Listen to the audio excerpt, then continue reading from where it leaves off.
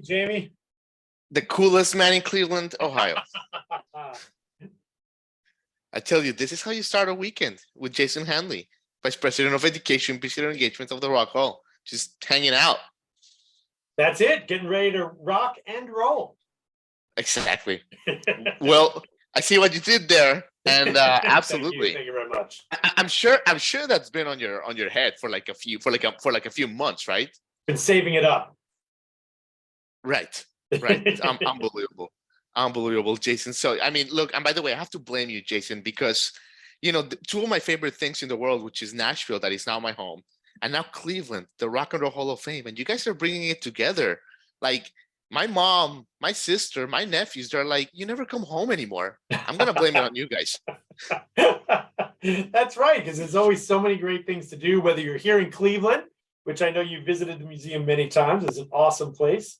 And now we're so excited that the Rock Hall, is making these connections down in Nashville and tying into some of our country roots, which has, been part of our last couple inductions too, between Dolly and then Willie Nelson on the ballot this year.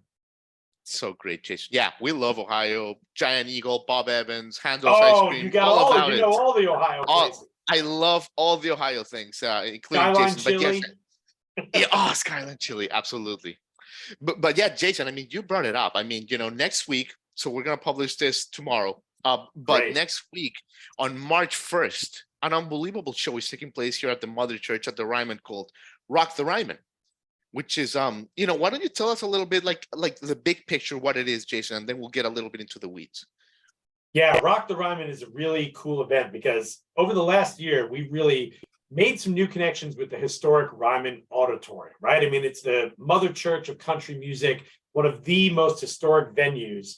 And over the years, the Rock and Roll Hall of Fame, we've done landmarks at different locations around the country. The Surf Ballroom, in Iowa, which was the last place that Buddy Holly and Richie Valens and the Big Bopper played. The Whiskey A Go-Go out in LA.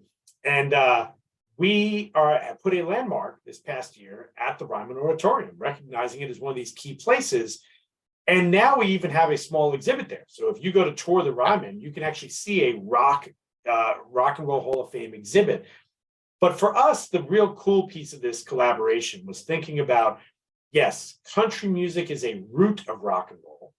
But then over the years, you get ways in which rock and roll and country weave back in and forth out of each other, whether it's Willie Nelson and Waylon Jennings kind of getting re-inspired by rock and roll and creating outlaw country, or it's rock musicians like the Eagles and others getting inspired by country sounds, or the Byrds, to create these new kind of rock country sounds, or even today's artists. You think about how many artists coming out of Nashville and out of country music are really mixing anything from rock and roll to hip hop to pop music and country. So you're getting this confluence of all that. This is why we're doing this great collaboration with the Ryman as a way to connect to the music city that is Nashville, but also to bring that and connect it up here to Cleveland, which is another great music city too. Absolutely. And even Americana music, Jason, right? Wouldn't you agree? I think that some of Americana music now, like Brandy Carlisle, it sounds like early 70s, like, the Eagles, Linda Ronstadt, all that things that you have in that great exhibit. It's rock and roll in a way. Totally, absolutely right. And Brandy Carlisle is a great example, right? I mean, she's just got such an amazing voice. And even though she's centered in country music, you see so much of that sound that's coming out and connecting to rock and roll, even all the way back to like Everly Brothers sounds and all the way up to modern stuff today. And that line is just very blurred. You can be as influenced by Dolly Parton and Waylon Jennings and, the early Jimmy Rogers stuff as you can be by the Eagles and, AC/DC and whoever else it might be, right? Yep, totally, Jason. And by the way, I tried to surprise you and I almost pulled it through, but it fell through. But Michael Trotter of the Warren Treaty was going to join us. No way. Yeah, I know. He's a good friend of the show. Him and Tanya, and like an hour ago, he said, "Jay, I can't do it." I'm like,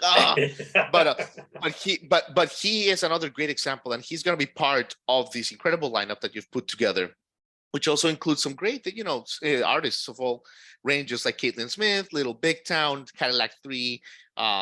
Gavin DeGraw. I know I'm forgetting some. Maddie Tae. Yeah, Maddie and Tay. Charlie Worsham. Mhm. It's a great bill, and we're really excited. Warren Treaty is a great example. They are just such a killer band. When they play live, they've just got an incredible sound, and they're pulling elements of everything from soul music to R&B to country to all these different elements really come together. And that's even when we were. I was talking to Charlie Worsham, who's also not only playing the show, but he's serving as our musical director, helping with the house band. And it's just been so exciting to talk to each of these artists about who they're going to cover, because the concept of this show at the Ryman is that each of these artists, Nashville-based artists, are going to come into the Ryman and play music by Rock and Roll Hall of Fame inductees. So, picture one of these artists up on the stage performing the music of Elton John, of ZZ Top, of whoever it might be, Ray Charles.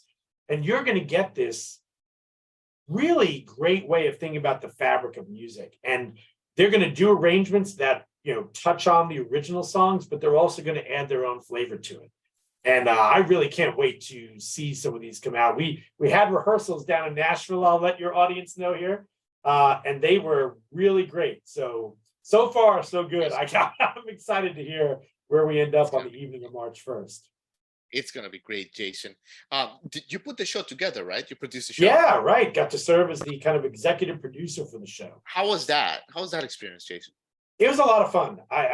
For me, working here at the Rock and Roll Hall of Fame, teaching about music, as I've talked about on your show before, what we do here in the museum and online, but also the idea that you get to work with musicians of this caliber that we have on this show, like someone like a Little Big Town or again, Gavin DeGraw, and get to work with them and say to them, because we went out and said, what songs do you want to do? Who do you want to cover? What Rock Hall artists?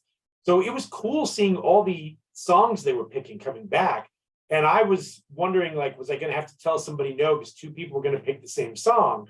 But of course, with so many Rock Hall inductees and so many great songs, we got nobody picked the same stuff. And then it was fun getting to work with Charlie Worsham on how to arrange these and put it together. There's some good friends of ours from Nashville. A good friend of mine, Chris Lutzinger, a great guitar player who's played in many Rock Hall events and on a million albums you've heard over the years, is going to be in the house band. So even the house band itself has just got a lot of great players that are going to be worth coming out to see play.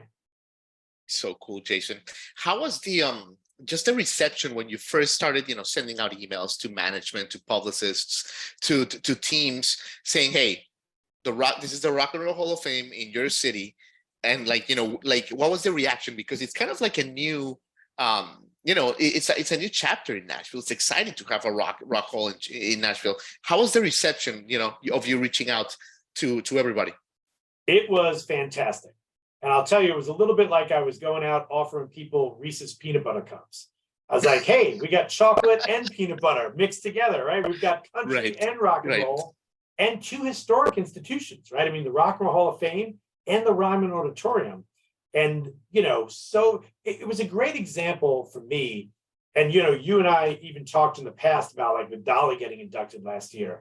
Is she country? Is she rock and roll? Does she belong? But we said for musicians, those boundaries aren't as defined. They cross that and they think of it.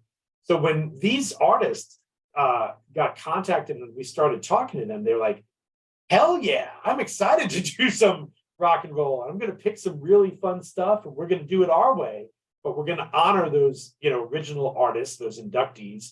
And the fact that we get to do it at the Ryman is just unbelievable. I mean, I keep pinching myself because I think for as many Rock and Roll Hall of Fame events that I've been involved in, now somewhere on that resume, I'm going to get to say, help produce a show at the Ryman Auditorium. Oh, yeah.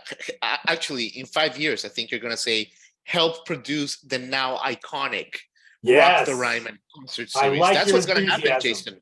No, that's what's going to happen. Trust me, I know that by on Thursday, people are going to wake up and be like, what just happened at the Ryman this week?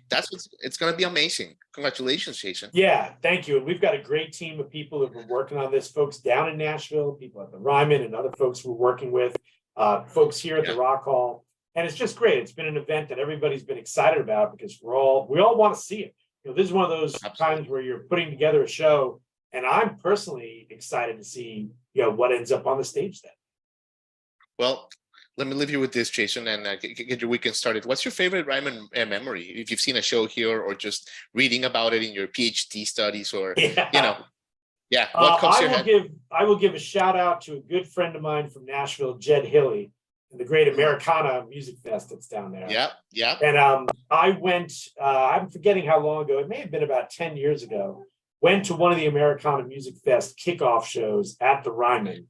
And it was right when Alison Krauss and Robert Plant had put out an album, and they came and performed that night on stage.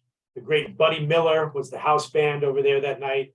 I think it might have even been Rodney Crowell and some others on stage. And to see a kind of classic review show of Americana music at the Ryman. And I was sitting right in the pews in the front couple rows. I got a good set of tickets for that. It was awesome. And the sound at the Ryman is just fantastic. That the way the sound reverberates in that theater is just something special. And when you get to hear great musicians come out on that historic stage, they put their heart and soul into it because they know they want it to be a great night. So that night for me was a lot of fun. And I've been to the Ryman a bunch of times, but that one really stands out. I did just see this past year. I went back and saw Bonnie Raitt play at the Ryman, and that was another fantastic show too. Yeah, there is some magic there for sure. Well, Jason, thank you. Rock the Ryman. It is the March 1st, 2023. Tickets still available at ryman.com. Don't miss it, guys, especially the Nashville audience.